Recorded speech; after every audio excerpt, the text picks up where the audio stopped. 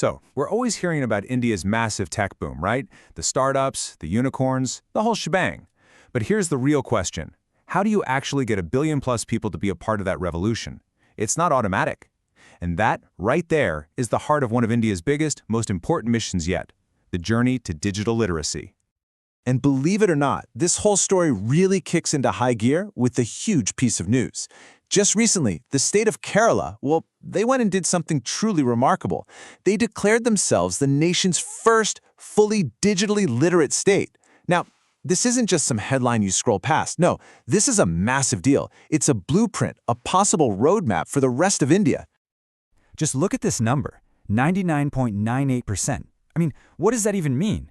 Well, through their Digi Keralam program, they found almost 22 lakh people who needed digital training, and they managed to train pretty much all of them.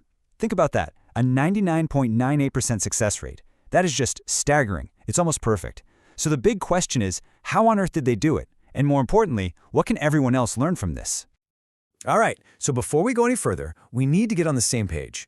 What is digital literacy, really? Because, let's be honest, it's a term that gets thrown around a lot. And no, it's not just about knowing how to use your smartphone to watch reels or send a message. It goes so much deeper than that. Okay, so here's the more official take on it. But don't just read the words, look at the action words here. Access, manage, understand, integrate, communicate, evaluate, and create. See? It's all about doing things. This is the big leap from just, passively scrolling through stuff to becoming an active, thinking person in the digital world. You can actually think of this as a journey with different levels. It's like building something, piece by piece. So at the bottom, the foundation is the absolute basics. Do you know how to use a phone or a computer? Then you build on that. Can you actually use the software? Okay, great. Now, the next level is huge, critical thinking. Can you spot fake news? And from there, it's about using these tools to communicate and create your own stuff.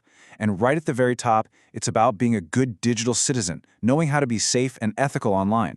It's a whole evolution, you see. So why is this such a big deal for India? I mean, why is this a national mission? Well, for a country with more than 1 billion people, the stakes couldn't be higher. This is not some optional, nice-to-have skill anymore. Nope, this is absolutely essential for the country's future. And it really boils down to these 3 massive pillars. First, economic empowerment. We're talking about everything from finding jobs online to using UPI for payments. Second, social inclusion. This is about bringing everyone into the fold, farmers, artisans, people in remote areas. And finally, better governance. Think about accessing government services without having to stand in a queue for hours. Now, the magic here is that these 3 are all connected. It all works together. Okay, that's the dream, right? A fully connected, empowered India. But, and this is a big but, we have to face the reality on the ground. And that reality is a huge chasm we call the Great Digital Divide. And you can see that divide most clearly when you look at the city versus the village. Look at these numbers. In urban India, 61% of households are digitally literate. Makes sense. But in rural India, that number just drops off a cliff, down to 25%. And remember, most of India lives in rural areas. So when you hear that national average of 38%, you have to realize that number is hiding a massive gap. And it's not just about where you live. There's another huge piece to this puzzle: gender. Especially in rural India, there's a big difference in who gets to use a smartphone. The data shows that men and boys often have first dibs. In fact, the gap in internet access between men and women in India is around 10%, and that's actually worse than the world average. Why? Well, it's a complex mix of social norms, family structures, and pure economics. So you see, this digital divide isn't the simple yes or no question, like, do you have a phone?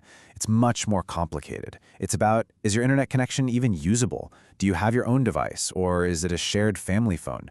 What can you actually do with it beyond making calls? And critically, do you have the freedom to even use it? It's a problem with many layers. Okay, so we've laid out the problem, and it's a big one. The natural question is, what's being done about it? Well, the good news is, India has been working on this for a long time.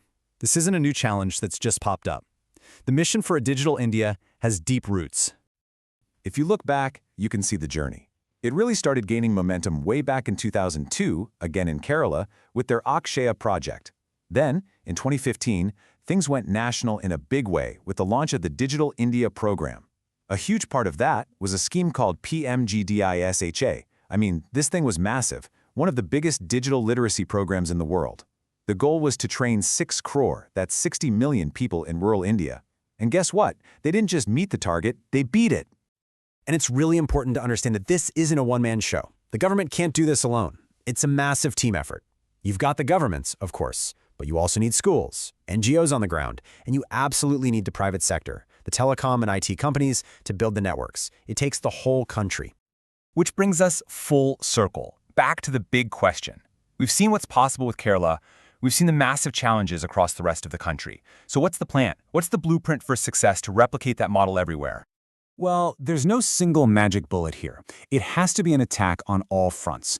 First, you need the infrastructure, affordable, reliable internet. But just having internet isn't enough if everything's in a language you don't understand, so you need localized content.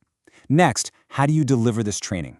The Kerala model showed us that community centers and local volunteers are key. And finally, you have to design these programs to include everyone, especially women and other groups who are often left behind.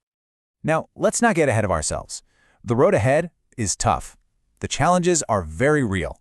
You're still fighting against patchy internet, the fact that smartphones and data plans cost money, the barrier of so many different languages, and, yeah, those social customs that can hold people back. And really, what this all comes down to is a fundamental change in how we think about this. Digital literacy, it isn't just a good skill to have anymore. It's not a hobby. It has become a fundamental necessity. It's the new reading, writing, and arithmetic. It's that important. So in the end, Kerala has lit the way. They've proven that this isn't some impossible dream.